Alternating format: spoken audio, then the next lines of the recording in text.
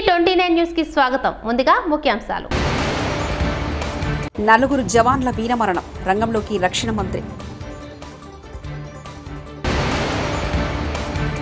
July 22 నుంచి AP assembly సమావేశాలు ప్రారంభం, నారా చంద్రబాబు.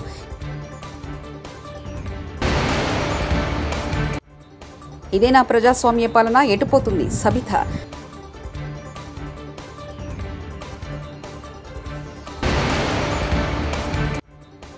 చిత్తూరులో 3000 ఎకరాలు దోచుకున్న పెద్దిరెడ్డి, మంత్రి రాంప్రసాద్ రెడ్డి. జమ్మూ కాశ్మీర్లోని దోడాలో ఉగ్రవాదులతో జరిగిన ఎన్కౌంటర్లో 4 భారత ఆర్మీ సైనికులు వీరమరణం పొందిన నేపథ్యంలో రక్షణ శాఖ మంత్రి రాజ్నాథ్ సింగ్ రంగంలోకి దిగారు. ఆర్మీ చీఫ్ ఉపేంద్ర ద్వివేదితో మాట్లాడారు. 4 సైనికులు అమరులైన నేపథ్యంలో ఎలాంటి చర్యలైనా తీసుకునేందుకు స్వేచ్ఛ ఇస్తున్నట్లు ఆర్మీ చీఫ్ కు రక్షణ మంత్రి చెప్పారు. ఇక ఎన్కౌంటర్ కు సంబంధించి దోడాలో పరిస్థితులు, కొనసాగుతున్న ఆపరేషన్ గురించి అడిగి తెలుసుకున్నారు. ప్రపంచ కుబేరుడు టెస్లా సంస్థ అధినేత ఎలన్ మాస్క్ అమెరికా అధ్యక్ష ఎన్నికల్లో పోటీ చేస్తున్న రిపబ్లిక్ పార్టీ అభ్యర్థి డొనాల్డ్ ట్రంప్ కు భారీ ఆర్థిక సాయం అందిస్తున్నారు. ట్రంప్ కు తన సంపూర్ణ మద్దతును ప్రకటించారు. ట్రంప్ ఎన్నికల ఖర్చు కోసం భారీగా నిధులు సమకూర్చేందుకు మాస్క్ సిద్ధమైనట్లు అంతర్జాతీయ మీడియాలో వార్తలు వస్తున్నాయి. ట్రంప్ ఎన్నికల ఖర్చు కోసం ప్రతి నెల $45 మిలియన్, 365 కోట్లు సమకూర్చడానికి మాస్క్ అంగీకరించినట్లు వాల్ స్ట్రీట్ జర్నల్ ఓ కథనాన్ని ప్రకటించింది. తెలంగాణలో ఆరోగ్యశ్రీ ప్రజల్లో ఉన్న ఎన్నో అనుమానాలు నెలకొన్న సంగతి తెలిసిందే. దీనికి తోడు రేషన్ కార్డులో లింకులు, ఇలా ప్రజలు తీవ్ర ఇబ్బందులు ఎదుర్కొంటున్న పరిస్థితి. ఈ క్రమంలో సీఎం రేవంత్ ఒకంత తీపి కబురు చెప్పారు. మంగళవారం నాడు కలెక్టర్ల సదస్సు నిర్వహించిన రేవంత్ ఆరోగ్యశ్రీపై అధికారులకు కీలక ఆదేశాలు జారీ చేశారు. రేషన్ కార్డుకు ఆరోగ్యశ్రీ కార్డుకు లింక్ పెట్టిందని సూచించారు. తెలంగాణలో అందరికీ ఆరోగ్యశ్రీ కార్డులను అందించేలా చర్యలు తీసుకోవాలన్న అధికారులను సీఎం ఆదేశించారు. ఏపీ అసెంబ్లీ సమావేశాలు జూలై 22వ తేదీ నుంచి ప్రారంభం కానున్నాయి. ఈ మేరకు మంగళవారం అమరావతిలో సీఎం నారా చంద్రబాబు నాయుడు అధ్యక్షతన జరిగిన కేబినెట్ భేటీలో ఈ నిర్ణయం తీసుకున్నారు. అలాగే ఈ సమావేశంలో ఓట్ ఆన్ అకౌంట్ పెట్టాలా లేకుంటే ఆర్డినెన్స్ పెట్టాలా అనే అంశంపై ఈ భేటీలో కీలక చర్చ జరిగింది. అయితే 3 రోజుల పాటు ఈ అసెంబ్లీ సమావేశాలు జరగనున్నాయనే సమాచారం. గవర్నర్ ప్రసంగంతో ఈ సమావేశాలు ప్రారంభం కానున్నాయి. ఇక శ్వేతపత్రాల ప్రస్తావన సైతం అసెంబ్లీలో తీసుకురావాలని కేబినెట్ లో చర్చ జరిగినట్లు తెలుస్తుంది. మరోవైపు ఈ కేబినెట్ భేటీలో పలు కీలక నిర్ణయాలు సైతం తీసుకున్నారు. ప్రతిపక్ష ఎమ్మెల్యేల నియోజకవర్గాల్లో ఓడిపోయిన అభ్యర్థుల కార్యక్రమాలు చేస్తున్నారని, అధికారులు వారిని స్టేజ్ మీదకి కూర్చోబెడుతున్నారని మాజీ మంత్రి సబితా ఇంద్రారెడ్డి ఆగ్రహాన్ని వ్యక్తం చేశారు. మంగళవారం స్పీకర్ గడ్డం ప్రసాద్ కుమార్తో బీఆర్ఎస్ ఎమ్మెల్యేలు భేటీ అయ్యారు. పార్టీ ఫిరాయించిన వారిపై అనర్హత వేటు వేయాలని స్పీకర్ను కోరారు. అనంతరం వారు మీడియాతో మాట్లాడుతూ పార్టీ కండువాలు కప్పుకొని ఓడిన అభ్యర్థులు చెక్కులు పంపిణీ చేస్తున్నారని సబితా అన్నారు. బోనాల పండుగ చెక్ కానివ్వండి, రైతు బీమా లాంటి కార్యక్రమాలు కానివ్వండి, అవన్నిటికీ ఏదైనా కూడా బీజం వేసింది ఎవరంటే కేసీఆర్ గారని రాష్ట్ర ప్రజలందరూ కూడా తెలుసు. వాటిని అమలు చేస్తున్న సందర్భంలో ప్రోటోకాల్ డీవేట్ కావద్దని అడుగుతున్న సందర్భంలో రాష్ట్రంలో జరుగుతున్న దాన్ని మా హక్కులను పరిరక్షించండి అని ఈరోజు స్పీకర్ గారిని కోరడం జరిగింది. ఆశ్చర్యం ఏంటంటే ఎండోమెంట్ ఆఫీసర్ గారు పైన వాళ్ళ డీసీకి ఫోన్ చేసి క్లారిఫికేషన్ అడిగితే కూడా ఓడిపోయిన క్యాండిడేట్ ను పిలవాల్సిందే స్టేజ్ మీదకి అని చెప్పి పిలుచుకోవడం జరిగింది. Police officers law and order maintain చేయాల్సిన వాళ్ళు కూడా అడ్జస్ట్ అయిపోండి మేడం అనే కాడికి చెప్పే కాడికి వచ్చారు. ఒక పక్కన ఆయన కూర్చుంటాడు, ఒక పక్కన మీరు కూర్చుంటే అడ్జస్ట్ అయిపోండి మేడం అని చెప్పే కాడికి పోలీస్ ఆఫీసర్స్ వచ్చారంటే ఏం రాజ్యం నడుస్తుంది? మార్పు అంటే ఇదేనా? ప్రజలు ఇదే కోరుకున్నారా అనేది ఒక్కసారి ఆలోచించమని కోరుతా ఉన్నాను. ప్రజాపాలన అంటే ఇదేనా ప్రజాపాలన అనేది దయచేసి ఆలోచించాలి అధికారంలో ఉన్న వాళ్ళందరూ కూడా అని మనవి చేస్తా ఉన్నాను. ఈరోజు ప్రతిపక్షం శాసనసభ్యులు ఉన్న దగ్గర ఏ విధంగా అయితే ఓడిపోయాలని మీరు స్టేజ్ మీద తీసుకొచ్చి కూర్చోబెడుతున్నారో, మీ నియోజకవర్గాలలో కూడా అదే విధంగా మీరు మీ దగ్గర ఓడిపోయిన వాళ్ళని కూడా స్టేజ్ మీద తీసుకొచ్చి కూర్చోబెట్టండి. అదొక సంప్రదాయాన్ని మీరే తీసుకురండి, లేకపోతే చట్టాన్ని తీసుకురండి. ఓడిపోయిన వాళ్ళు కూడా స్టేజ్ మీద ఉండాలి అని మొట్టమొదటిగా మా గౌరవ ముఖ్యమంత్రి రేవంత్ రెడ్డి గారి నియోజకవర్గంలోనే మొదలు పెట్టండి. ఓడిపోయిన వాళ్ళని కూడా నాతో పాటు పక్కన కూర్చోబెట్టుకుంటాను మీరు మొదలు పెడితే డెఫినెట్ గా మేము కూడా దాన్ని యాక్సెప్ట్ చేసి ముందుకు తీసుకెళ్తాం. ఇక్కడే కాదు, మొన్న ఈ మధ్య కౌశిక్ రెడ్డి గారు స్కూల్ సంబంధించి ఎంఈఓలను పిలిచి రివ్యూ చేస్తే ఎంఈఓలకి షోకాజ్ నోటీస్ ఇస్తారు డిఈఓ గారు. ఎట్లా పోయినా ఎమ్మెల్యే పిలిస్తే రివ్యూ చేస్తే ఇదేక్కడ సంస్కృతి తీసుకొస్తా ఉన్నారు?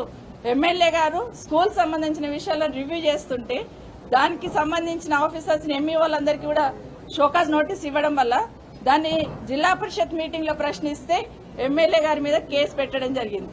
కనీసం కేసులు పెడుతున్నప్పుడు స్పీకర్ గారు పర్మిషన్ తీసుకోవాలని కూడా ఆలోచన లేకుండా కేసు రిజిస్టర్ చేయడం జరిగింది.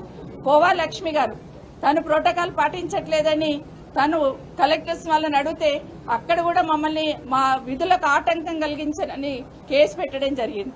ఇప్పుడే మా గౌరవ డిప్యూటీ స్పీకర్ గారు పద్మారావు గారు వారి నియోజకవర్గంలో ఇప్పుడు చెక్కుల పంపిణీ ఉంది. కరెక్ట్ గా 1 గంట ముందు ఆయనకి ఇన్ఫర్మేషన్ ఇస్తున్నారు, చెక్కుల పంపిణీ ఉంది మీరు వచ్చేయండి.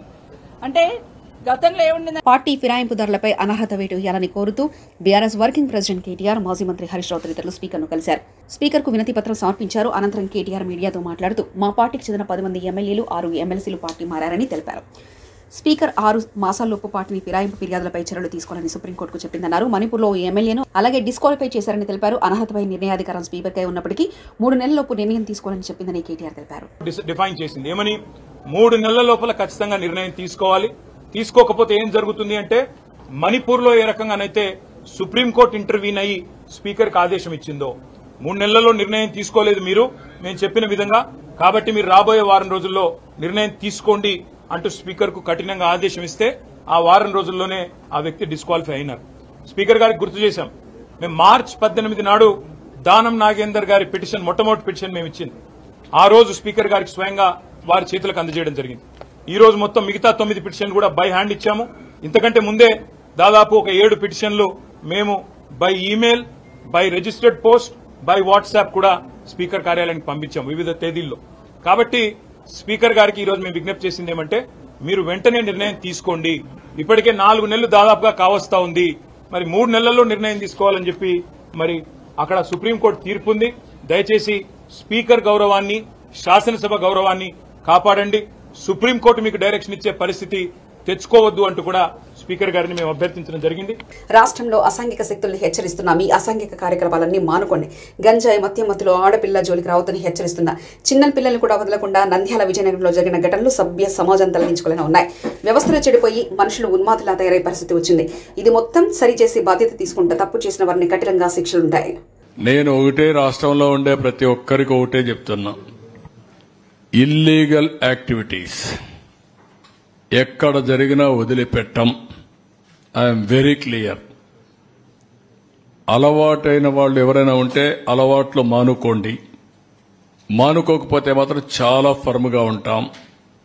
రెండోది, గంజాయి మత్తులో లేకుంటే మద్యం మత్తులో ఇష్టానుసారంగా ఆడబిడ్డలపైన అత్యాచారాలు చేయడం, నేరాలు చేయడం, గంజాయి దాగి రోడ్డు మీద పడడం, ఇవి చేస్తే మాత్రం చాలా జాగ్రత్తగా ఉండండి. మళ్లీ మళ్లీ వార్నింగ్ ఇస్తున్నా. ఒకసారి చెప్పా, రెండోసారి చెప్పా, మూడోసారి చెప్పా, రేపు ఏం చేయాలనో కఠినంగా వ్యవహరించి చేసి చూపిస్తాం.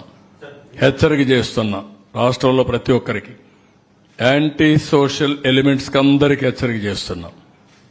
అందుకే ఈ రోజు జరిగిన నంద్యాలలో జరిగిన ఇన్సిడెంట్ గాని, అదే మరి ఈస్ట్ గోదావరిలో శ్రీకాకుళంలో జరిగిన ఇన్సిడెంట్ గాని చాలా సర్వసభ్యం సమాజం చీకొట్టే సందర్భాలు ఇవి. ఏంటంటే 9 సంవత్సరాల అమ్మాయి, 3 దేశపై రేపు చేయడం ఏంటి, అమ్మాయిని చంపేయడం ఏంటి, వాళ్ళు మైనర్స్ ఏంటి, మైనర్స్ కూడా మారి తయారైపోయే పరిస్థితికి వచ్చారు. వాళ్ళని కూడా చెడుదారిని పెట్టే పరిస్థితికి వచ్చారు. ఇక్కడేంటి 6 నెలల అమ్మాయి ఏంటండి, వాడు ఏంటి, కొంచెమైనా సరే చిన్న పిల్లల్ని కూడా మరి హెరాస్ చేసే పరిస్థితికి వచ్చారంటే ఎంత దారుణం మనం ఆలోచించాలంటే, ఇది వ్యవస్థ ఎంత భ్రష్టు పట్టింది, ఎంత చెడిపోయింది, మనసులు ఏ విధంగా కలుషితం అయిపోయినాయి. ఒక్కొక్కరు ఎట్లా తయారయ్యారంటే ఒక ఉన్మాదుల మారిగా తయారయ్యే పరిస్థితికి వచ్చారు. దీనికి కారణం గడిచిన 5 సంవత్సరాలు. దీన్ని చాలా గట్టిగా వార్నింగ్ ఇస్తున్నా. ఎవరికైనా ఇంకా మత్తుంటే మాత్రం షాక్ ట్రీట్మెంట్ తప్పదు. మీకు బీ కేర్ఫుల్ ఆన్ దట్. గత 5 ఏళ్లలో వైకాపా నాయకులు భారీ భూదోపిడి పాల్పడ్డారని, దీంతో నాటి మంత్రులు, ఎమ్మెల్యేల పార్టీ కీలక పాత్ర అని ఏపీ మంత్రి రాంప్రసాద్ రెడ్డి ఆరోపించారు. చట్టపరంగా సమగ్ర విచారణ జరిపి కఠిన చర్యలు తీసుకుంటామని, మైనింగ్ శాఖ అక్రమాల్లో గత ప్రభుత్వంలోని బడవ నేతల పాత్రపై విచారణ జరుగుతుందని చెప్పారు. చిత్తూరు జిల్లాలో మాజీ మంత్రి పెద్దిరెడ్డి రామచంద్రారెడ్డి, ఎంపీ మిథున్ రెడ్డి 3,000 ఎకరాలు దోచుకున్నారని, తిరుమల తిరుపతి దేవస్థానం ముఠాల భూములను పెద్దిరెడ్డి కుటుంబం వదలలేదని ఆరోపించారు. సమగ్ర విచారణతో ఈరోజు మా ప్రభుత్వం ముందుకెళ్తా ఉంది. దాంట్లో ముఖ్యంగా నిన్న మా ముఖ్యమంత్రి వర్యులు రాష్ట్రంలో ఉన్న భూములపై శ్వేతపత్రం రిలీజ్ చేయడం జరిగింది. దాంట్లో కొన్ని నిజాలు మీ దృష్టికి తీసుకోబోదలిచాం. ముఖ్యంగా గత 5 సంవత్సరాల్లో ఆంధ్ర రాష్ట్రంలో సుమారు 1,75,000 ఎకరాల భూమిని వైసీపీ పార్టీ నాయకులైతేనేం, కార్యకర్తలైతేనేం కాజేయడం జరిగింది. దానిలో ప్రభుత్వం భూములున్నాయి, మఠాలకు సంబంధించిన భూములు, దేవాలయాలకు సంబంధించిన భూములు, అలాగే ప్రజలకు సంబంధించిన భూములు ఉన్నాయి. దీనిలో విలువ అక్షరాల 35,000 కోట్ల రూపాయలు అంటే మీరు అర్థం చేసుకోవాలా. ఆ రోజు ఆర్థిక వనరులు సమకూర్చుకునే దానికి ఆనాటి ముఖ్యమంత్రి జగన్మోహన్ రెడ్డి ఆయన మంత్రివర్గంలో ఉన్న కొందరు బడా నాయకులు ప్రభుత్వం యొక్క భూములను వాళ్ళ పేర్లతో రిజిస్టర్ చేసుకోవడం జరగడం, అలాగే గవర్నమెంటు అలాగే మాన్యాలకు సంబంధించిన భూములను ఆన్లైన్లలో చేసుకోవడం, డీకేటీ భూములను కూడా కాజేయడం, మానవాళికే చేటైన వంకపరం పోగులు, నాలాలు, చెరువులు ఇవన్నీ కబ్జా చేసిన ఘనత ఆ ప్రభుత్వానికే దక్కింది. ఎక్కువ ఈ కార్యక్రమాలు చేపట్టింది ఎమ్మెల్యేలు, మంత్రులుగా చలామైన వాళ్ళే.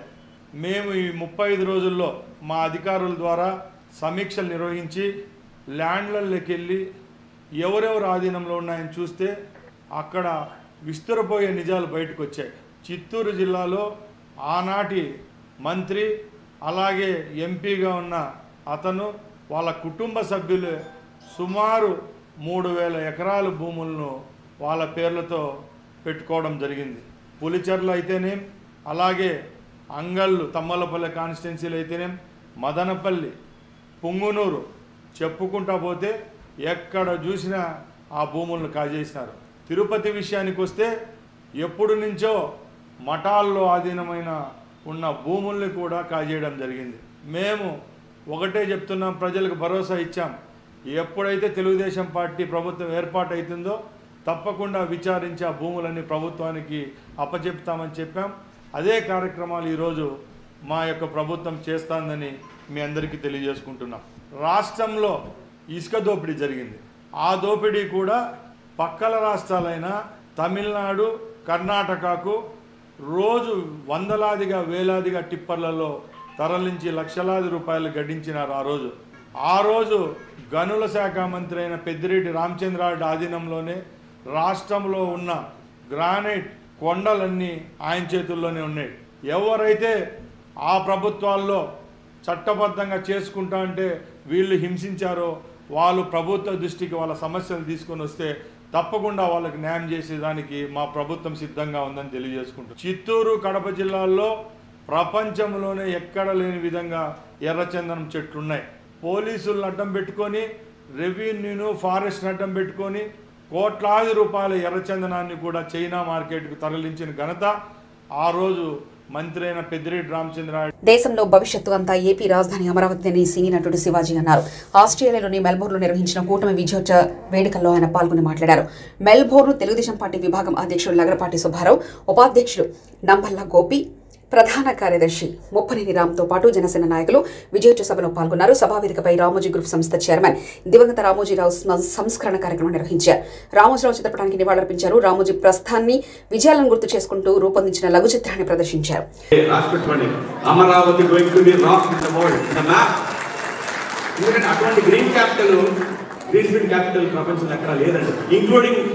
మీకు యూరోపియన్ కంట్రీస్లో కానీ, వెస్ట్రన్ కంట్రీస్లో కానీ, సౌత్ ఈస్ట్ ఏషియాలో కానీ అటువంటి గ్రీన్ ఫీల్డ్ క్యాపిటల్ రాదు. 50,000 ఎకరాల్లో అటువంటి సిటీ నిర్మాణం భవిష్యత్తులో జరగదు. ఎందుకంటే భూమి ఇదే, భూమి పెరగదు. దాంట్లో ఒక నది పక్కన ఇన్ని వేల ఎకరాలు, చుట్టుపక్కల అన్ని కూడా ఎయిర్పోర్ట్లు, సీపోర్ట్స్, ఒక 1000 కిలోమీటర్ల లోపు 900 నుంచి 1000 కిలోమీటర్ల పరిధిలో కోస్టు, ఇంత మంచి వనరు ఏ రాష్ట్రానికి భారతదేశంలో లేదు. చాలా భవిష్యత్తు బంగారంలో ఉండబోతుంది. దీనికి ప్రజల సపోర్ట్ కావాలి. ఆ సపోర్ట్ కూటమికి కావాలి. మన సంబరాల్ని ఒక హెచ్చరికలాగా భావించుకుంటూ ముందుకు పోదామని విజ్ఞప్తి చేయడానికి నేను ఈ రోజున మెల్బోర్న్ వచ్చానండి. వాళ్ళు చేసినటువంటి విధ్వంసం ఉలిక్కి పడేలా చేసింది. సో దాన్ని ఎప్పుడు మైండ్లో పెట్టుకొని ప్రతి ఒక్కళ్ళు కూడా ఆంధ్రప్రదేశ్కి మీ వంతు సహకారం అందించండి. మీ నుంచి చాలా కోరుకుంటుంది. ఎందుకంటే మీరు మీ కుటుంబాలను నిలబెట్టడానికి ఇన్ని కష్ట నష్టాలకు వచ్చి ఇక్కడ దాకా వచ్చి మళ్ళీ ఆంధ్రప్రదేశ్ గురించి ఆలోచిస్తున్నారంటే మేమందరం అదృష్టవంతులం. మీ సహకారం ఇలాగే కోరుకుంటూ మీ శివాజీ. Thank you. 4 జవాన్ల వీరమరణం, రంగంలోకి రక్షణ మంత్రి. జూలై 22 నుంచి ఏపీ అసెంబ్లీ సమావేశాలు ప్రారంభం. నారా చంద్రబాబు.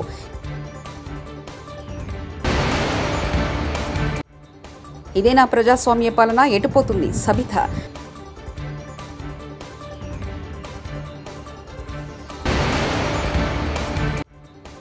చిత్తూరులో 3,000 ఎకరాలు దోచుకున్న పెద్దిరెడ్డి, మంత్రి రాంప్రసాద్ రెడ్డి. T29 న్యూస్ ఇంతటితో సమాప్తం. చూస్తూనే ఉండండి T29 న్యూస్.